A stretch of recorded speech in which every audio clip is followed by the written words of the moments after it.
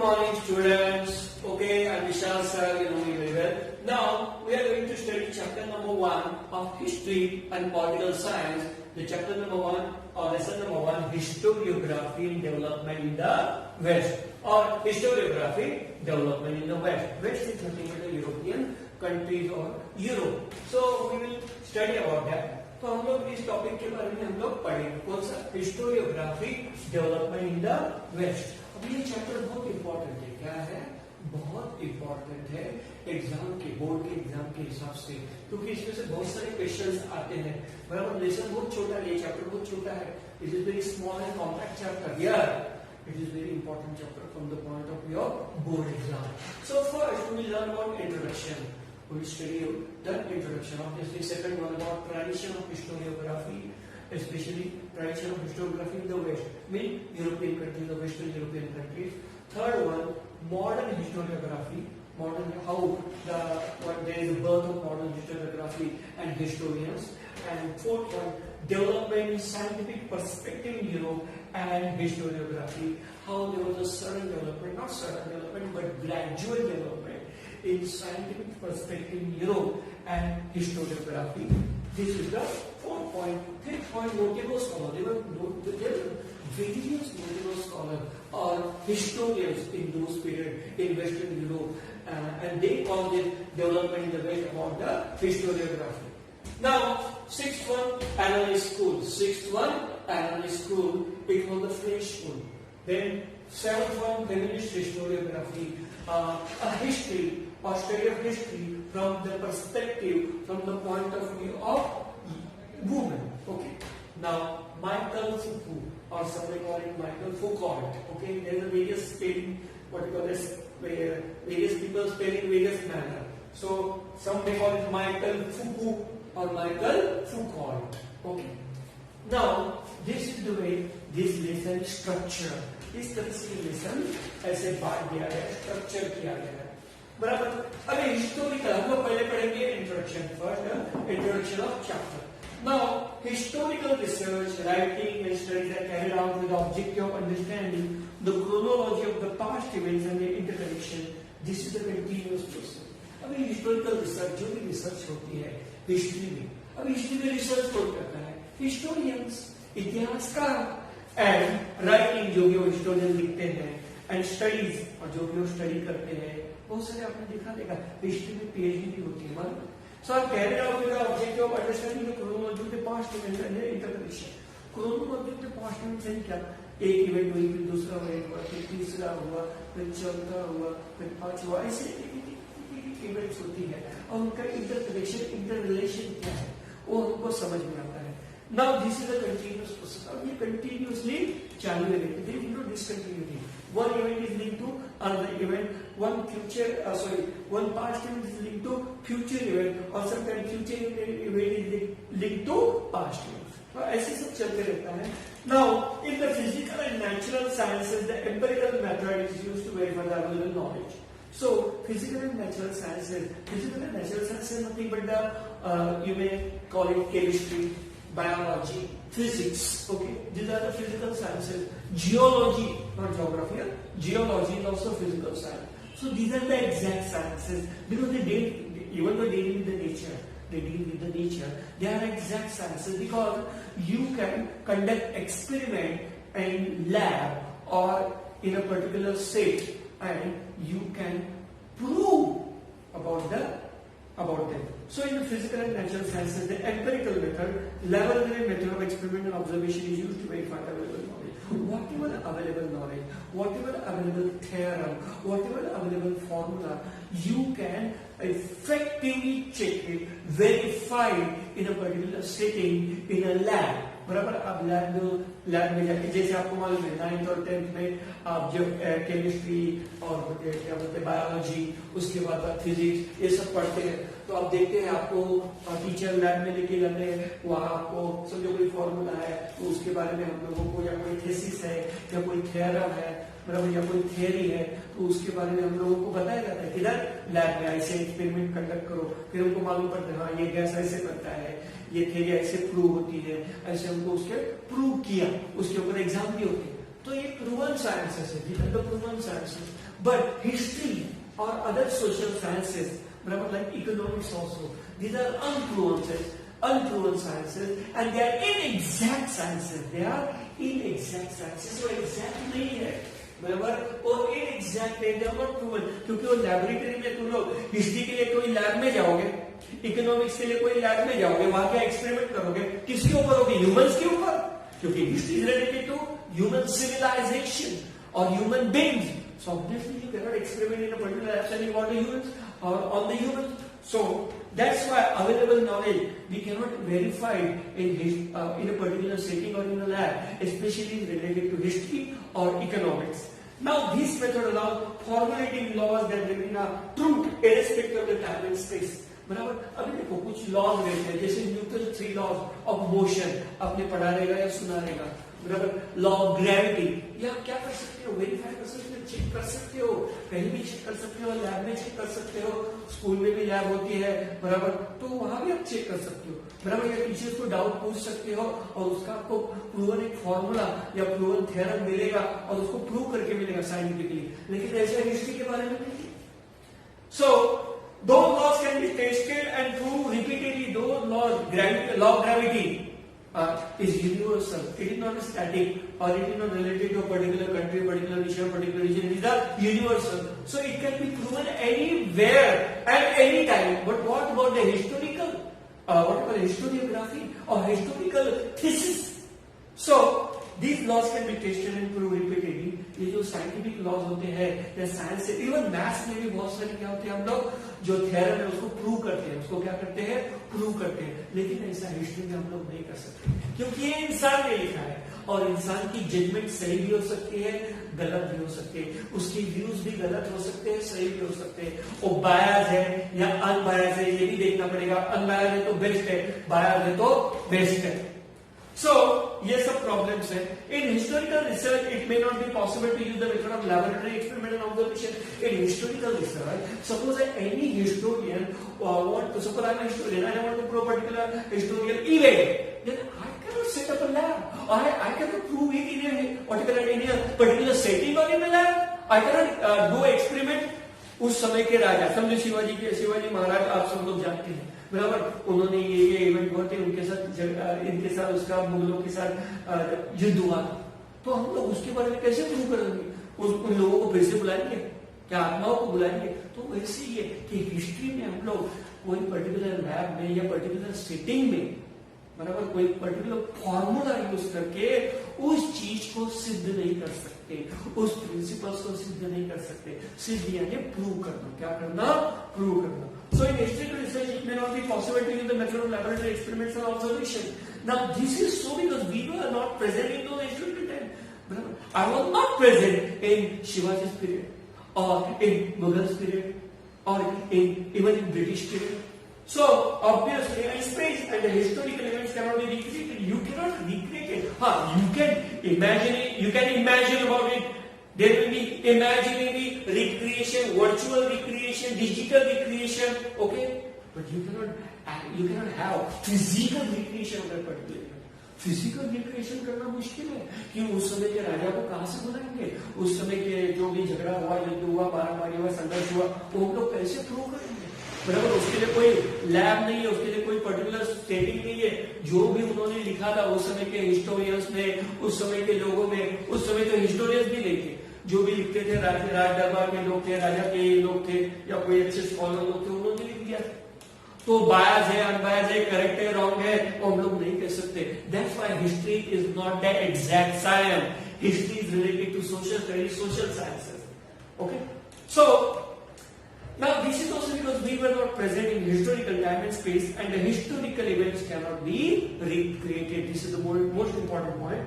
Now also in history it is not possible to formulate law, और history में हम लोग साइंस जैसे, मैथ जैसे फॉर्मूला लॉज नहीं ला सकते, बराबर, कि भाई हाँ इस समय ये राजा था, इस समय ये लॉज थे, या उसके लिए ये लॉज रहेगा, इसे हम लोग नहीं कर सकते. It is very difficult. It is impossible. Not just difficult, it is the impossible. Formula does not remain true irrespective of the time and space, and those limits. Suppose any historian formulated a particular law, a particular set of rules and regulations, or whatever thesis or theorem, yet it cannot be proven true. It cannot be proven so irrespective of time and space तो हम लोग उसको prove नहीं कर सकते. That's why I already told you previously also, history is inexact science. Social sciences or social studies are inexact sciences. Economics also, social science is also inexact because they are dealing with the human behavior or human nature, and that is also ancient period or even the past. So you cannot recreate past. Can you recreate your own past? अपना खुद का ही भूतकाल हम लोग recreate कर सकते हैं? जैसे हम लोग जन्म लिया, बड़ा लिया, फिर से जन्म लेंगे क्या? नहीं. So that's why history is inexact science. To begin, we need an expert who knows the language and script of a historical document in order to read it and understand its meaning. बराबर. अभी historiography जो होती है, it is nothing but the study of history in detail. बराबर. proving detail. जो भी study हम लोग डीप में करते हैं, डिटेल में करते हैं, तो begin we need an expert. अब कोई भी हिस्ट्री के बारे में जानने के लिए, हिस्टोरियोग्राफी के जानने के लिए या पर्टिकुलर इवेंट के जानने के लिए, पास्ट इवेंट और फ्यूचर इवेंट और इवेंट पर पास्ट में, तो उसको जानने के लिए हमको क्या चाहिए? एक्सपर्ट चाहिए. अभी एक्सपर्ट किसमें? लैंग्वेज में. बराबर. क्योंकि उस समय की लैंग्वेज अलग थी. आपको मालूम है इंडिया में बराबर ब्रिटिश आने के पहले और रामायण महाभारत के समय में बराबर आपने देखा रहेगा संस्कृत लैंग्वेज बोली जाती थी. बराबर. आज बहुत सारे स्टूडेंट तो संस्कृत मालूम ही नहीं है और संस्कृत पढ़ने वालों को भी संस्कृत आता नहीं, ये हालत है. बराबर. तो उस समय के उन लोगों की लिपि यानी क्या बोलते उसको लिखने का तरीका अलग था, बोलने का तरीका अलग था. बराबर. एक्सप्रेशन क्या बोलते, कोई भी थॉट्स को, इमोशंस को और उस इवेंट्स को एक्सप्रेस करने का, व्यक्त करने का जो जरिया होता है वो भी अलग था. इन सब चीजों को जानने के लिए हम लोग नहीं कर सकते. We are lemon. लेमन यानी हम लोग साधारण इंसान है. हम लोग कोई बहुत हिस्टोरियन नहीं है, स्कॉलर्स नहीं है, बराबर, एक्सपर्ट्स नहीं है. तो उसमें लैंग्वेज एक्सपर्ट्स को बुलाया जाता है. बराबर. जैसे बहुत सारे आप लोग देखते हैं शिलालेख यानी एंशिएंट स्क्रिप्चर्स रहते हैं या इंस्क्राइब किया रहता है. जैसे आपने देखा जाएगा शिवाजी के कॉइन के ऊपर, उस समय में शिवाजी के जो कॉइन है वो भी आज हमारे यहाँ म्यूजियम में रखे हुए. उसमें जो लिखा है आज तुम लोगों को बुक में भी कहीं दिया है और हमको समझेगा नहीं. तो उसके लिए लैंग्वेज एक्सपर्ट लगेंगे, हिस्टोरियंस लगेंगे, हिस्टोरियन स्कॉलर्स लगेंगे. बराबर. So language and script of historical document. कोई भी डॉक्यूमेंट जो हमको मिला उस समय का, ब्रिटिशों के पीरियड का, शिवाजी के पीरियड का या कोई भी मुगल एम्परर के पीरियड का, तो हम लोग को उसके बारे में बराबर भले उर्दू में लिखा जाएगा लेकिन उस समय की भी भाषा का लिखने का ढंग अलग था. वो ऐसे में उसको जानने के लिए या मराठी में भी लिखा रहेगा, उस समय की मराठी बहुत अलग थी. अगर मैं आपको लग रहा है मैं झूठ बोल रहा हूँ, कैसे होगा सर, इस समय की मराठी उस समय की मराठी में कैसे फर्क है? तो उधर बोलने की बोली भाषा अलग थी, लिखने का ढंग अलग था, लिखने की लिपि जो होती है बराबर वो भी अलग थी. बराबर. तो उसको जानने के लिए और बहुत सारे संस्कृत वर्ड उस लैंग्वेज में आते थे. तो ऑब्वियसली उसको अंडरस्टैंड करने के लिए हमको लैंग्वेज एक्सपर्ट चाहिए, स्क्रिप्ट के एक्सपर्ट चाहिए. तो स्क्रिप्ट को जानने के लिए, क्योंकि उस समय स्क्रिप्ट होती थी. अभी तुम बोलेंगे स्क्रिप्ट क्या है, क्या पिक्चर की स्क्रिप्ट है? पिक्चर की स्क्रिप्ट नहीं है. बराबर. आप माइक्रोसॉफ्ट वर्ड कोई भी कंप्यूटर लीजिए, माइक्रोसॉफ्ट का उसमें ऑपरेटिंग सिस्टम रहेगा. माइक्रोसॉफ्ट वर्ड में आप जब टाइप करेंगे तो आपको अलग अलग स्क्रिप्ट आएंगे उसमें. यानी इंग्लिश में भी अलग अलग स्क्रिप्ट है. बराबर. तो हमारे लैंग्वेज में तो कितने स्क्रिप्ट रहेंगे क्योंकि हमारे इसमें कितनी भाषा है. So understand it's meaning. तो उसमें क्या लिखा है, उसका मीनिंग क्या है. यानी उस समझो शिवाजी के पीरियड का कोई डॉक्यूमेंट मिला, मुगल एम्परर के पीरियड की कोई डॉक्यूमेंट मिला या एंशिएंट कोई भी पीरियड हो उसका कोई डॉक्यूमेंट मिला या कोई चीज मिली और उसके ऊपर कुछ इंस्क्राइब किया, कुछ लिखा है, कुछ ड्रॉ किया है, तो हम लोग कैसे समझेंगे? तो उसके लिए लैंग्वेज एक्सपर्ट, स्क्रिप्ट, उस लैंग्वेज को जानने वाले, स्क्रिप्ट को जानने वाले एक्सपर्ट, इनकी जरूरत होती है जो हम लोग नहीं कर सकते. So also the expert can examine the authenticity of the document. Authenticity means genuineness. और जेन्युइन है कि नहीं ये जानने के लिए हमको एक्सपर्ट की जरूरत होती है. By using criteria such as lettering style. Lettering style अलग होती है. Now author style of writing, author style of writing, वो जो लेखक था उसका लिखने का स्टाइल अलग था. बराबर. उसके बाद मैन्युफैक्चरिंग डे. मैन्युफैक्चरिंग डे कोई प्रोडक्ट नहीं, मैन्युफैक्चरिंग डे के लिए, लेकिन वो जो कोई भी लिखा है वो पत्थर के ऊपर लिखा है, किसी डॉक्यूमेंट के ऊपर लिखा है, तो कब लिखा था, वो सचमुच उस समय लिखा था क्या, उस समय वो राजा था क्या, ये सब देखना चाहिए. And type of paper. अभी तभी पेपर ऐसे पतले नहीं थे, बहुत जाड़े थे. बराबर। और कभी कभी पेपर नहीं बल्कि पन्ने यूज करते हैं, पत्ते पत्ते पेड़ के पत्ते यूज करते हैं। So obviously type of paper. Then stamp of authority, stamp यानी सील, उस राजा का कोई स्टैम्प रहेगा, उस किंगडम का कोई स्टैम्प रहेगा, उस सम्राट का कोई स्टैम्प रहेगा, बराबर। वो देखना पड़ता था कि वो सचमुच है, ऑथेंटिकेटेड, जेन्युइन है, सचमुच है। So, such a document is further scrutinized by historian with the help of relevant historical reference. तो उस डॉक्यूमेंट को जांचना सकते हैं, क्योंकि ऐसे बहुत सारे, मैं भी बोलूंगा मेरे पास शिवाजी की तलवार है, मेरे घर में शिवाजी की तलवार है, मेरे पुरखों को मिली थी, ऐसे मैं भी कुछ भी फेंक दूंगा, कुछ भी बोल दूंगा, झूठा बोल दूंगा, तो आप मान लोगे? नहीं।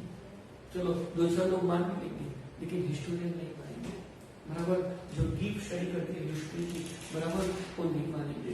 वो बोलेंगे चलो वो तलवार दिखाओ, बराबर। उसकी पूरी स्टडी करेंगे, उसको देखेंगे वो कैसी है, क्या उस समय तलवारें कैसे थी, ये उस समय मेटल्स कौन से यूज किए जाते थे, ये कैसे, बहुत सारी चीजें उसमें डिटेल में जाएंगे तो बहुत सारी चीजें। So such a document is further scrutinised by historian with the help of relevant historical references. तो इस डॉक्यूमेंट को चेक करने के लिए बहुत सारे साइंटिफिक टेक्निक्स भी यूज किए जाते हैं और हिस्टोरिकल रेफरेंस भी लेना पड़ता है। हिस्टोरिकल रेफरेंस में उस समय क्या हुआ था, उस समय कल्चर कैसा था, उस समय वातावरण कैसा था, सब बहुत सारी चीजें, सो मेनी थिंग्स। नाउ देखो writings of a historical narrative. अभी देखो ये मैप, ये सॉरी इसको एक बोलेंगे डायग्राम, छोटा सा डायग्राम इन्होंने यहाँ बनाया है, ये बहुत इंपॉर्टेंट होता है। हम लोग कहते थे पढ़ते समय, हिस्ट्री का बुक पढ़ते समय, बाय हार्ट करते समय, या एग्जाम के टाइम हम लोग जब डीपली पढ़ते हैं, बराबर, तब हम लोग इसको इग्नोर करते हैं, लेकिन ये सबसे ज्यादा मार्क्स देने वाली चीज है, इसको भूलना नहीं। Don't forget it, don't ignore it. Now historical research method, first one, examining relevant references to the of the available historical information. First point is examining, writing the historical narrative. Historiography is nothing but the writing of historical narrative, means narration of history in detail. Now, whatever you are writing, it is in detail about the history of the particular period or particular event. Now, so historiography is nothing but the writing of historical narrative. Now, which is based on several things. Okay, first point, examining relevant references of the available historical information. Examining relevant references. References, whatever references are given in the history, they should be relevant, they should not be irrelevant. बराबर, जो भी authentic information होनी चाहिए, जो भी जानकारी हो सच्ची होनी चाहिए, झूठी जानकारी नहीं होनी चाहिए, गलत नहीं होनी चाहिए, सही होनी चाहिए। और सही और गलत क्या है ये हिस्टोरियन अच्छी जानते हैं, क्योंकि वो रेफरेंसेस को अच्छी तरह से जांच लेते हैं। So the available historical information, whatever information available, you have to trace it, you have to find it out whether it is true or false, whether it is authentic or unauthentic. Now ये first point, ये first method है। Second one, collecting historical information, history के बारे में information join करना, collect करना। उसके बाद highlighting the process that lead to a historical transition. Historical transition chronology of event, historical transition nothing but a chronology of event. एक event हुई, दूसरी इवेंट हुई, फिर तीसरी इवेंट हुई, ये पहली घटना हुई, ये दूसरी घटना हुई, उसको बोलते हैं chronology। ये क्रोनोलॉजी यानी कलेक्टिंग हिस्टोरिकल इंफॉर्मेशन पहले कलेक्ट करना हिस्ट्री के बारे में, इतिहास के बारे में, उस कोई चीज के बारे में। Highlighting the process that lead to historical transition, history में कैसे बदलाव आया, कैसे अलग अलग ट्रांजिशंस आ गए, ये भी हाईलाइट करना, बतलाना, दिखाना।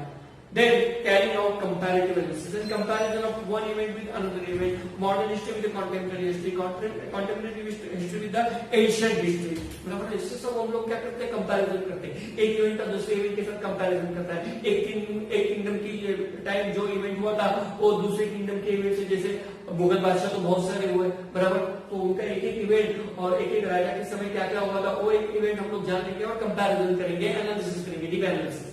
That is the second part or second method or second point. Third one, understanding the references regarding time and space of the given historical event and also various conceptual frameworks used in historical research method. अभी historical research method में यानी कोई भी history का historian है, जो scholar है, बराबर, या PhD स्टूडेंट है हिस्ट्री का, तो वो जब हिस्ट्री के बारे में रिसर्च करता है या कोई हिस्टोरिकल इवेंट के बारे में रिसर्च करता है, पास्ट इवेंट्स के बारे में रिसर्च करता है, तो क्या करता है, understanding the reference regarding time space. तो वो रेफरेंस जो दिया है उसको कोई रेफरेंस मिलता है, क्लू मिलता है। रेफरेंस यानी हम लोग बोलेंगे क्लू, बराबर, या हिंट, क्या बोलेंगे उसको, हिंट। मैथ्स में हम बोलते हैं ये हिंट है, बराबर, ये फॉर्मूला है, तो वैसे ही so references regarding time and space of the given historical period. Understanding the references regarding time and space of the given historical event. जो भी historical events हुई थी वो उस समय हुई थी क्या, उस जगह हुई थी क्या, इसके बारे में थोड़ा नॉलेज होना चाहिए। अगर नॉलेज नहीं है तो रेफरेंसेस को हमको देखना पड़ेगा, यानी पिछले जो इतिहासकार थे, हिस्टोरियंस थे, स्कॉलर्स थे, उन्होंने लिखा था वो सही है या गलत है ये भी देखना जानना जरूरी है। And also various conceptual framework using historical conceptual framework यानी क्या, जैसे मैंने पहले ही बताया था साइंस में आप क्या कर सकते हो उसको प्रूव कर सकते हो लैब में, लेकिन हिस्ट्री हम लोग लैब में नहीं प्रूव कर सकते। कोई भी चीज को घटना सच में हुई थी, रामायण सच में हुआ था या महाभारत सच में हुआ था, ये हम लोग पूरी तरह से प्रूव नहीं कर सकते। आज भी अनप्रूवन है, सब घटनाएं प्रूव नहीं हुई है, उसके बारे में डिबेट हो रही है, बराबर। अलग अलग साइंटिस्ट ने, अलग अलग हिस्टोरियंस ने, यानी इतिहासकारों ने रामायण हुआ, कोई साइंटिस्ट बोल रहे, कोई इतिहासकार बोल रहे रामायण हुआ ही नहीं था, कोई बोल रहे नहीं हुआ था, या हिंदू धर्म से रिलेटेड ऐसा ऐसा है, लेकिन इमोशनल हो गया हमको नहीं चलेगा, उसके लिए हमको साइंटिफिक मेथड यूज करने पड़ेंगे और कॉन्सेप्चुअल फ्रेमवर्क, यानी हम लोगों को खुद को एक कॉन्सेप्ट डेवलप करना पड़ेगा। हाँ ये ऐसा हुआ रहेगा तो इसलिए वैसा हुआ, ये वैसा हुआ क्योंकि वो ऐसा था, उसको बोलते हैं कॉन्सेप्चुअल फ्रेमवर्क, यानी हमारी दिमाग में कुछ एक कॉन्सेप्ट लाना पड़ेगा, लेकिन हम लोग साधारण है, हम लोग वो नहीं कर सकते, हिस्टोरियंस हम लोग करते हैं। So this is the third point और third method. Fourth one, formulating relevant question in view of the historical references. अभी हिस्टोरिकल रेफरेंसेस, हाँ ये घटना ऐसे हुई थी, बराबर। जैसे आपको मालूम है शिवाजी महाराज ने मुगलों को या औरंगजेब था उसको यहाँ वहां हरा दिया, बराबर, और उसके जितने भी फोर्स थे किले थे वो कब्जे में कर लिए, ऐसा हम लोगों ने पढ़ा है, लेकिन सचमुच में इसे हुआ था क्या, सचमुच में वो ऐसे उन्होंने हरा दिया था क्या, ये जानने के लिए आपको क्या करना पड़ेगा, हिस्टोरिकल रेफरेंस, यानी किसी ने उसके बारे में लिखा है, बराबर।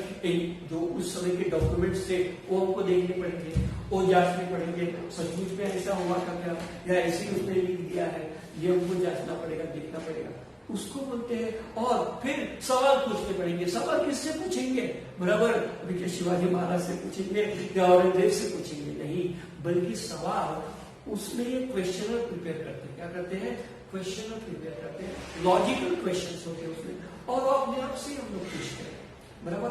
उस हिस्ट्रिकल जो भी इवेंट हुई है या जो भी रेलेवेंट इंफॉर्मेशन या हिस्टोरिकल रेफरेंसेस हमको मिले हैं उसके बारे में हम लोग एक सवाल, एक क्वेश्चनर तैयार करते हैं और उसका लॉजिकल आंसर ढूंढने की हम लोग कोशिश करते हैं, उसको बोलते हैं formulating relevant question in view of the historical references.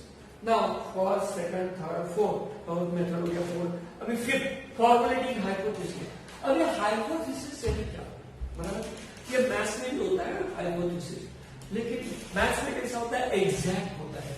क्यों, फॉर्मूला तुम्हारे पास रहता है, बराबर, तुम्हारे पास एक मेथड रहता है। हिस्ट्री में ऐसा कुछ प्रूवन मेथड नहीं है, प्रूवन फॉर्मूला नहीं है। तो हाइपोथेसिस यानी क्या, कुछ कल्पना करना है कि हाँ उस समय ये घटना यहाँ हुई थी, ये संघर्ष यहाँ हुआ था, ये वॉर या ये युद्ध यहाँ हुआ था, और उसकी वजह से तो ये यहाँ हुआ था, वो सचमुच हुआ था, हाँ चलेगा, हम लोग समझ लेंगे चलो सचमुच भी हो गया था, ऐसे मान लेंगे, तो उसका इवेंट, उसका क्या रिपरकशंस हुआ, बराबर, उसको बोलते हैं हाइपोथेसिस फॉर्मुलेशन।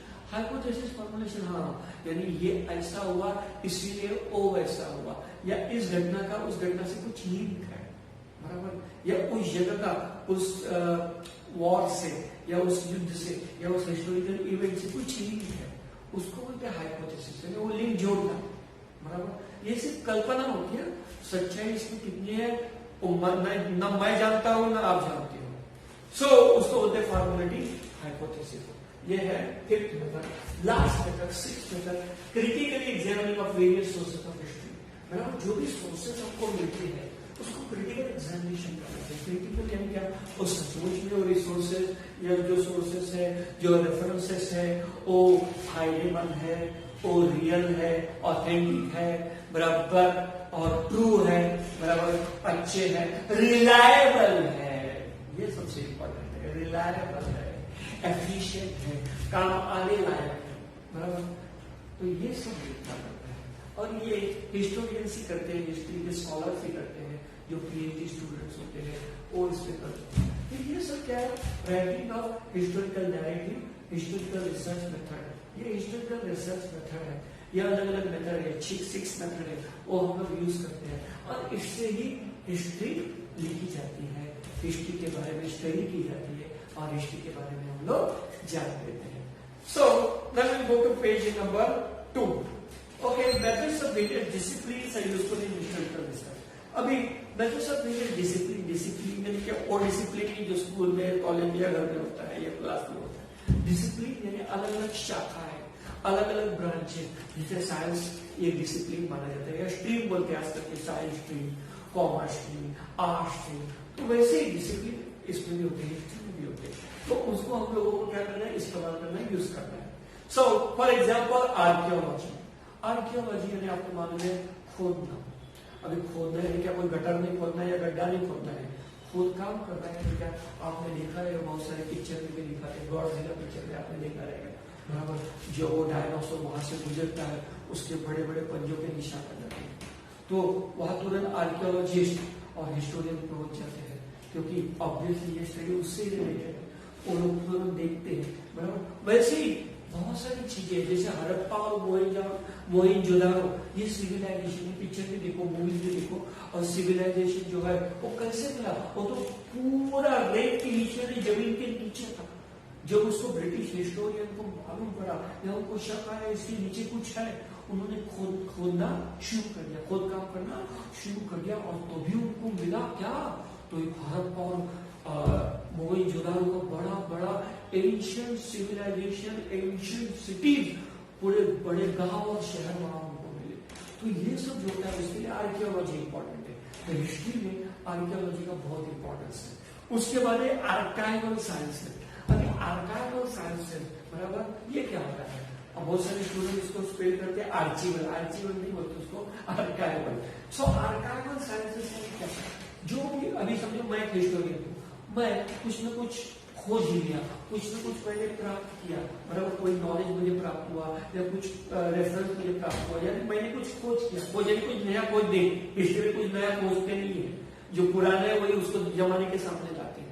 तो उसका मैंने पूरा रेफरेंस का जो भी डॉक्यूमेंट्स है, बुक्स मैंने लिखा उसके ऊपर, ओ बुक, ओ आर्काइवल साइंस है, या जो भी इक्विपमेंट्स मैंने यूज किया बराबर, उस समय कौन से वेपन्स यूज होते थे, कौन से इक्विपमेंट यूज होते, कौन से टूल्स यूज होते थे, उसके बारे में पूरी जानकारी या आर्काइवल साइंसेस में होती है बराबर। उसके लिए इंपॉर्टेंट है हिस्ट्री के स्टडी के लिए, हिस्टोरियोग्राफी के लिए, हिस्टोरियोग्राफी के लिए सॉरी। नाउ उसके बाद है मैन्युस्क्रिप्टोलॉजी। अभी मैन्युस्क्रिप्ट छोटे छोटे लेटर होते हैं बराबर, उस समय के बड़े बड़े डॉक्यूमेंट्स नहीं होते थे, कागज की कमी थी या कागज थे भी नहीं, तो ऐसे समय में पत्ते बराबर या कोई चीजों के ऊपर वो इंस्क्राइब करते थे, लिखते थे बराबर, या कभी कभी एकदम पुराना कागज कैसा था, बहुत जाड़ा था और रफ था, लिखने के लिए लायक नहीं था एकदम। आज के पेन से तो उसको लिख ही नहीं सकते, उस समय कलम यूज करते थे। सो और लिखने का तरीका भी अलग, ढंग भी अलग बराबर, जो अल्फाबेट्स थे वो भी पूरे अलग बराबर। सो इवन मराठी में भी जो लिखा जाता था वो मराठी में नहीं था, उसमें संस्कृत का प्रभाव था, तो लिखने की पूरी लिपि अलग थी। तो ऐसे में उसको जानने के लिए मैन्युस्क्रिप्टोलॉजी अलग साइंस है बराबर, कि वो जो लिखावट है, वो जो लिखा है वो सही है क्या नहीं, वो क्या लिखा है, उसको जानने के लिए मैन्युस्क्रिप्टोलॉजी बहुत इंपॉर्टेंट है, और इसका लिंकेज किससे है, हिस्ट्री से और हिस्टोरियोग्राफी से, तो ये भी बहुत इंपॉर्टेंट है। Epigraphy study of inscription, inscription भी इंस्क्राइब किया है इन एशियन केव्स है, जैसे आपने देखा रहेगा Ajanta and Ellora caves, 9th में आपने पढ़ा था बराबर, अजंता एंड एलोरा केव बराबर, या सुना तो रहेगा। तो अजंता और एलोरा केव में, और यहाँ आपने एलिफेंटा केव्स भी मालूम है बॉम्बे में है बराबर।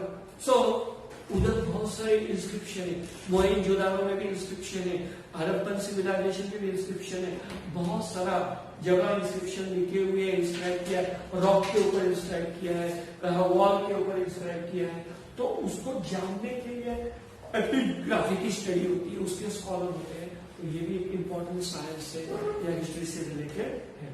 Analysis of lettering style, lettering style यानी क्या, हर एक का लिखने का तरीका अलग होता है, जैसे मैं ए ऐसे लिखता हूँ, मैं ऐसे लिखता है बराबर, कोई ऐसे नहीं लिखता है, अलग अलग स्टाइल, तुम्हारी भी लिखने की स्टाइल अलग होती है, तो लेटरिंग स्टाइल उस समय अलग थी बराबर। पॉजिटिव स्टाइल जानने के लिए भी एक्सपर्ट्स लगते हैं और जानना भी जरूरी है हिस्ट्री के लिए। लिंग्विस्टिक लैंग्वेज, अभी लैंग्वेज भी अलग अलग है। जैसे आपको मालूम है हिंदी भले हमारी नेशनल लैंग्वेज है, लेकिन आप यूपी में जाएंगे तो उसको भोजपुरी बोलते हैं, अलग स्टाइल में बोलने का। मराठी में भी कितने सारे अलग अलग लैंग्वेज बोलने के टाइप्स है, तो वो जानना जरूरी है। लिंग्विस्टिक उस लैंग्वेज को जानना, यानी सिर्फ कोई एक लैंग्वेज को नहीं, उसके अंदर जो बोली भाषा है बराबर सब टाइप्स होते हैं ना, उसको भी जानना जरूरी है। उसके बाद न्यूमिस्मैटिक स्टडी ऑफ कॉइन्स।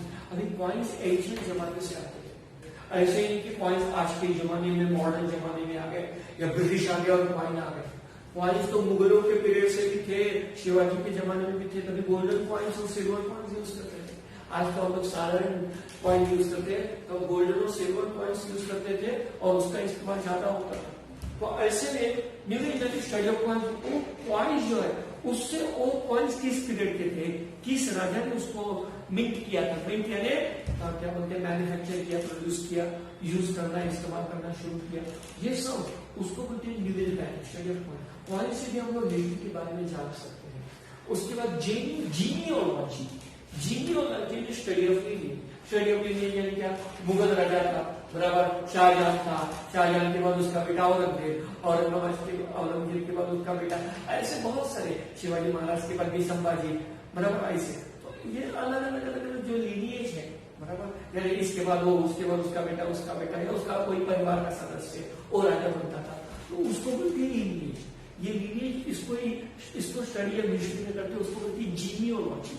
और जीनियोलॉजी भी जानना जरूरी है क्योंकि उसके ऊपर क्रोनोलॉजी ऑफ इवेंट्स है बराबर। सो ये सब हिस्ट्री में बहुत इंपॉर्टेंट है। हिस्टोरियोग्राफी मतलब हम लोग करते हैं historiography, writing of history in narrative form और हिस्टोरिकल नैरेटिव बराबर, तो उसके में ये सब स्टडी किया जाता है। अभी ट्रेडिशंस ऑफ हिस्टोरियोग्राफी, अब हिस्टोरियोग्राफी में ट्रेडिशंस क्या है, परंपराएं क्या है, कैसे देखें। The writing of critical historical narrative is known as historiography। ये जो डेफिनेशन है ये आपको याद करना है और एग्जाम में लिखना है, नहीं तो आपके मार्क्स चले जाएंगे। So writing of critical historical narrative, writing of critical historical narrative, उसको ही हिस्टोरियोग्राफी। हिस्टोरियोग्राफी में क्या, कोई भी हिस्ट्री के बारे में पूरा का पूरा अच्छी तरह से डिटेल में डीप में लिखना, लेकिन कैसे, क्रिटिकली एग्जामिन करके, यानी एकदम डीप अंडरस्टैंडिंग स्टडी करके उसके बारे में लिखना, उसको बोलेंगे historiography. Now a scholar who rights his narrative is a historian, और ये जो स्कॉलर लिखता है उसको बोलते हैं historian. Now the historian can not include every part of the narrative. अभी हिस्टोरियन पूरा का पूरा सब कुछ नहीं, अरे समझो मुझे कहा गया या तुम्हें कहा गया चलो कि शिवाजी महाराज के बारे में लिखो, क्योंकि तुम लोग महाराष्ट्र में रहते हो बराबर, और तुम लोग हिस्ट्री पढ़ाते हो, हिस्ट्री पढ़ते हो बराबर, तो शिवाजी महाराज के बारे में लिखो। हम लोग लिख सकते नहीं लिख सकते, उसके लिए हिस्टोरियन की जरूरत है, हिस्टोरिकल रेफरेंस की जरूरत है। Historians can not include every past, लेकिन हिस्टोरियन भी कितना भी स्कॉलर हो, पास्ट इवेंट यानी भूतकाल में जो घटना हुई थी शिवाजी महाराज के काल में या मुगलों के काल में या कोई भी एंशिएंट पीरियड में, रामायण हो, महाभारत हो, उसके बारे में मैं कैसे पूरी की पूरी जानकारी दे सकता हूँ, या उसके बारे में मुझे कैसे पूरी की पूरी जानकारी, मैं सब उसके में मेरे दादाजी थे या मेरे माँ पिताजी थे या मैं उस समय था नहीं, ना आप थे ना मैं था, तो इसके लिए वो हर एक इवेंट के बारे में नहीं लिख सकता। Now the inclusion and interpretation of historical event by the historian often depends on conceptual framework adopted by him। तो ऐसे में हम लोग उसका इंटरप्रिटेशन, यानी वो घटना ऐसे हुई, फिर उसमें आगे क्या क्या हुआ बराबर, उस घटना के पीछे किसका हाथ था और वो घटना क्यों घटी या वो हिस्टोरिकल इवेंट क्यों हुई, तो उसके बारे में कॉन्सेप्चुअल फ्रेमवर्क बनेगा। कॉन्सेप्चुअल फ्रेमवर्क यानी हम लोग कॉन्सेप्ट डेवलप करेंगे बराबर, हाँ ये ऐसे हुआ था, शायद ये ऐसे हुआ रहेगा, शायद ये इस वजह से हुआ रहेगा, शायद ये इस जगह हुआ रहेगा, ये कॉन्सेप्ट है, ये रियलिटी टोटली नहीं हो सकती बराबर। कॉन्सेप्चुअल फ्रेमवर्क, हिस्ट्री ऐसे ही आगे बढ़ती है, ये साइंस नहीं है, history is not a perfect science, या वो मैथ नहीं है जहां परफेक्ट आंसर आएगा बराबर, नहीं आपको परफेक्ट आंसर मिलेगा, इसलिए देखो हिस्ट्री में अलग अलग चेंजेस होते हैं। So, framework, his style of writing is determined by the conceptual framework। अब स्टाइल ऑफ राइटिंग क्या है? लेटरिंग स्टाइल ऑफ राइटिंग मैंने कैसे लिखा उस इवेंट को, बराबर। जैसे औरंगजेब और शिवाजी महाराज के बीच में जो भी मारामारी हुई, जो भी संघर्ष हुआ, जो भी युद्ध हुआ, जो भी जंग हुई, बराबर, उसके बारे में मेरा लिखने का स्टाइल अलग रहेगा, दूसरे हिस्टोरियन का स्टाइल अलग रहेगा, चाहे उसका बायस रहेगा, मेरा अनबायस रहेगा। So that is the difference. Now, the tradition of writing historical narrative, that is historiography, was not prevalent in the ancient society of the world. Obviously, at that time, history didn't exist. उस समय history ये subject था ही नहीं। Ancient period में, प्राचीन समय में, प्राचीन काल में, या ब्रिटिशों के आने के पहले हिस्ट्री नाम का सब्जेक्ट ही था, बराबर। इतिहास क्या होता है ये लोगों को मालूम ही नहीं था। सो उसके लिए कोई साइंस डेवलप नहीं किया गया था, कोई तरीका, कोई मेथड अपनाया नहीं गया था। So, it's about family issues. However, that doesn't mean that they were not aware of the issues at time and were not eager to know about it. इसका मतलब ये नहीं कि वो लोग जानकारी नहीं, उनको जानकारी नहीं थी, या वो जानने के लिए उत्सुक नहीं थे, जानने के लिए वो बेकरार नहीं थे, बराबर। वो जानते थे सब चीजें, हमारे आजू बाजू में जो घटना घट रही है वो जानते थे, पास में क्या हुआ है वो जानते थे, लेकिन उनका लिखने का जो ढंग था उसको कोई मेथड या कोई स्टाइल या साइंटिफिकली नहीं लिखते थे, ऐसे लिख दिया, बराबर। So, ancient people also felt the need of posing, passing on the story of life and way of the ancestors to the next generation. बराबर। उस समय के प्राचीन लोग इतने बुद्धिमान, अपने गधे नहीं थे, वो लोग भी बुद्धिमान ही थे, बराबर, होशियार ही थे वो लोग भी, बराबर। तो वो लोग जो भी घटना पिछले काल में जो हुई, पास्ट पीरियड में, उनके समय में जो हुई, वो अपने बच्चों को या नेक्स्ट जनरेशन को बताने के लिए बहुत क्या थे, उत्सुक थे। तो वो लोग लिखते थे और या ओरली बताते थे। उस समय रिटर्न सोर्सेस के बदले, यहाँ नहीं लिखा है, रिटर्न सोर्सेस के बदले ओरल सोर्सेस बहुत प्रचलित थे, प्रेवलेंट थे। Now, ancient communities all over the world use various means like cave painting. कब? तो oral sources, return sources develop नहीं हुए थे। उस समय ना पेन था, ना पेंसिल थी, ना पेपर था, ना टेक्स्ट बुक था, ना बुक था। सो ऑब्वियसली लिखेंगे कैसे, तो बताएंगे कैसे, how to express, okay, how to validate that event, तो ऑब्वियसली केव पेंटिंग के द्वारा। केव पेंटिंग अब देखो, अजंता एलोरा घूमो, एलिफेंटा केव देखो, या बहुत सारी जगह है, बराबर। अंधेरे में महाकाली केव है, वहां भी जाके देखो, तो बहुत सारी पेंटिंग आपको देखने के लिए, इंग्रेविंग्स भी बोलते हैं उसको। इंग्रेविंग क्या, पत्थर के ऊपर उन्होंने कुछ न कुछ बनाया है या लिखावट है, बराबर। उसके बाद स्टोरी टेलिंग, स्टोरी मैंने पहले कहा था, ये ओरल क्या बोलते हैं, ओरल इंफॉर्मेशन पास करते थे उस समय, क्योंकि उस समय रिटर्न सोर्सेस थे। उसके बाद सिंगिंग सॉन्ग्स, गाने गाते थे, गाने गाते थे, आपने सुना रहेगा मराठी में पवाड़ा बोलते हैं, बराबर। ये शिवाजी समय के, शिवाजी महाराज ने जो भी शूरवीरता दिखाई थी जंग के मैदान में, तो अभी हर चीज के बारे में लिखना मुश्किल था, तो ऐसे में कैसे करेंगे, गीत से बजाएंगे, गीत से बताएंगे, गाने से बताएंगे, सिंग सॉन्ग एंड बैलाड्स, बैलाड्स भी है। बैलाड्स में ये भी कथा कहानियां गाने के माध्यम से या कविता के माध्यम से, पोएट्री के माध्यम से बताते हैं। So etc. for this purpose. Now these traditional means are looked upon as the source of history in the modern historiography. आजकल की मॉडर्न हिस्टोरियोग्राफी या मॉडर्न हिस्ट्री जो डेवलप हुई है, बराबर, किसी भी देश में, इसके लिए हमको इनका आधार, इनके reference, ancient period references, ancient writing, oral resources, written resources, whatever resources, whatever references available, we have to use them. उनको हम लोगों को इस्तेमाल करना है और उनका ही इस्तेमाल करके आज ये मॉडर्न हिस्टोरियोग्राफी डेवलप हुई है।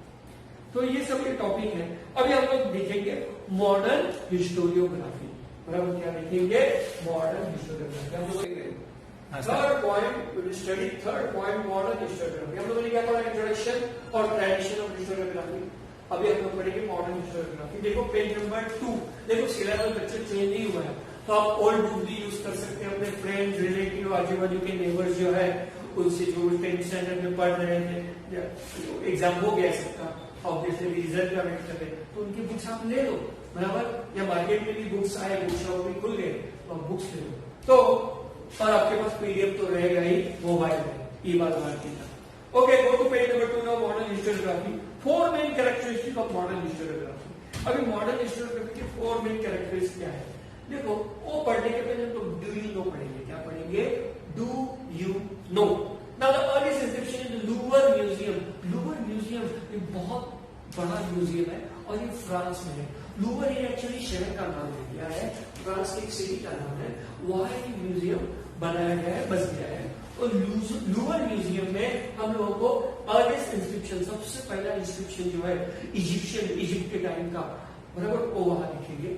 Now the above picture shows a fragment of earliest inscription. ये फ्रैगमेंट है, नॉट अ होल और total, but it is a fragment. Fragment यानी टुकड़ा उसको पत्थर का मिला है और उसके ऊपर कुछ बनाया हुआ है, देखो ड्रॉ किया हुआ है, ड्राइंग्स है, पेंटिंग है, सब कुछ लिखा भी हुआ है शायद। So earliest inscription, the forward marching file of soldier holding shields and spears is seen here. The general is in the front. Forward marching five soldiers, सब सोल्जर्स जैसे आगे जा रहे हैं, ये आपको यहाँ दिखेगा, बराबर। एंड होल्डिंग शील्ड, शील्ड यानी क्या, ढाल, और स्पीयर्स यानी भाला, उनके हाथ में भाला है और ढाल है, और सब सोल्जर एक जैसे मार्च कर रहे हैं, आगे बढ़ रहे हैं, कहते हैं ना लेफ्ट राइट लेफ्ट वैसे।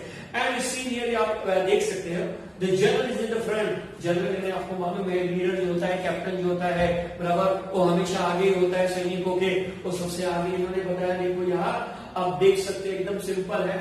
Now the tradition of recording historical events can be traced back to Sumer civilization in Mesopotamia. अब मेसोपोटामिया ये उस समय का नाम है, आज उसको इराक और ईरान बोलते हैं, बराबर। उस समय में इराक और ईरान अलग नहीं थे। गल्फ कंट्री में इराक और ईरान, आपको मालूम है, middle eastern country, Iraq and Iran था middle eastern country, and they were not separate, now they are separated, but at those time they were collectively known as Mesopotamia. तभी उनको Mesopotamia कहते हैं, और तभी वहां इस्लाम का प्रभाव नहीं था, मुस्लिम लोग थे नहीं, क्योंकि मुस्लिम रिलीजन ही नहीं था, बल्कि सुमेर सिविलाइजेशन था। क्या था? सुमेर सिविलाइजेशन। जैसे हमारे यहाँ हड़प्पन सिविलाइजेशन, एंशिएंट टाइम में इंडिया में कौन सा सिविलाइजेशन था? हड़प्पन सिविलाइजेशन या मोहनजोदारो का सिविलाइजेशन, वो पूरा अलग था। वैसे वहां सुमेर सिविलाइजेशन, यानी सुमेर जमाती के लोग या उस टाइप के लोग रहते थे। Now in Mesopotamia, names of Sumerian kings and the story, the battles fought by them have been preserved in various inscriptions. तो उस समय में सुमेर के राजा थे, बराबर, और वहां के स्टोरीज और battles fought bye them preserve in various. तो ये इंस्क्रिप्शन में उस समय सुमेर राजा की किन किन अलग अलग राजाओं से, किंगडम से या सम्राटों से, एम्परर से लड़ाई हुई थी, जंग हुई थी, संघर्ष हुआ था, उसका पूरा डिटेल जैसे इस पिक्चर से, इस इंस्क्रिप्शन से समझ में आ रहा है, या वो लोग हमको बताने की कोशिश कर रहे हैं। क्योंकि उस समय मैंने कहा था ना, कोई बुक नहीं था, डॉक्यूमेंट नहीं थे, कुछ भी नहीं थे, वो लोग पत्थर के ऊपर इंस्क्रिप्शन निकाल के बताने की कोशिश कर रहे हैं। Now the earliest inscription shown above dates back to 4500 before Christ, BCE, 4500 years before Christ, बराबर, और बिफोर कॉमन एरा, हम लोग बोल सकते हैं उसको बिफोर कॉमन एरा। इतने एंशिएंट पीरियड का वो क्या है, इंस्क्रिप्शन है, उसको हम लोगों को जानना जरूरी है। It records battle for between the two kingdom, Sumer राजा या सुमेर सिविलाइजेशन या सुमेर किंगडम और कोई उसके अपोजिट में किंगडम रहेगा, उन दोनों में जो बैटल हुआ था, संघर्ष हुआ था, जब हुई थी, उसके बारे में वो बताया गया है। That it is now displayed at the Louvre museum in France, और लूवर म्यूजियम जो है फ्रांस में है, यहाँ उस म्यूजियम के लिए पत्थर रखाया गया है, इंस्क्रिप्शन रखा गया है। अभी मॉडर्न हिस्टोरियोग्राफी के 4 मेथड्स है, क्या है, 4 मेथड्स है, वो हम लोग पढ़ेंगे। फर्स्ट मेथड, इस method is based on scientific principle. Modern historiography अभी scientific principle, scientific method use करिए और साइंटिफिक प्रिंसिपल्स यूज करिए। साइंटिफिकली सबको हम लोग खोज रहे हैं, हिस्ट्री में भी अभी साइंस प्रवेश कर चुका है, and can require. Now we begin with the formation of relevant question.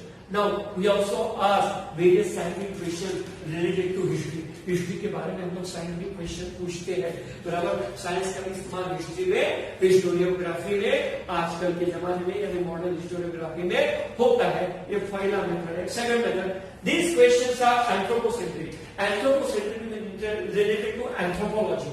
Anthropology यानी क्या, कि इंसान का विकास कैसे हुआ, ह्यूमन इवोल्यूशन। ह्यूमन इवोल्यूशन के बारे में आपने साइंस में पढ़ा लेगा 9th स्टैंडर्ड में, और 10th स्टैंडर्ड में भी बहुत सारे लेसन है, उसको ह्यूमन इवोल्यूशन, कि इंसान का विकास कैसे हुआ, बंदर से कैसे आदमी इंसान बना।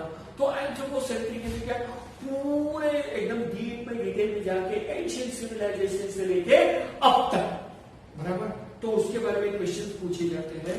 relevant questions are formed, a questionnaire is formed. Now it means that these questions are about the deeds of members of ancient human society of a particular period. Suppose a particular period, Neolithic period, okay, ancient period, Stone Age, बराबर, ये आपने पढ़ा रहेगा 8 और 9 standard में. तो उस अलग अलग पीरियड में, बराबर, और before pre industrial revolution, post industrial revolution, तो ये सब पीरियड के बारे में हमको जानना है. तो हमको रेलेवेंट क्वेश्चन पूछने पड़ेंगे और उसके आंसर या उनके सॉल्यूशन ढूंढने पड़ेंगे with the use of scientific method और with the use of science और वेरियस इनोवेशन एंड इन्वेंशन. तो उसको बोलते हैं साइंटिफिक मेथड ऑफ हिस्ट्री और historiography. Now history does not suggest any interrelation between divine and human. Now, history never believes in divine or divinity or pious. It doesn't believe in God. History जो है, इतिहास जो है, वो भगवान में विश्वास नहीं करता और धर्म में विश्वास ज्यादा नहीं करता. तो ऐसे में हम लोगों को आंसर तो ढूंढते हैं, क्वेश्चंस तो पूछते हैं, रेलेवेंट इंफॉर्मेशन जो है लोगों तक पहुंचाएंगे. तो ये कैसे होगा? तो इसके लिए साइंटिफिक मेथड लोग यूज करेंगे हिस्टोरियोग्राफी में, मॉडर्न हिस्टोरियोग्राफी में.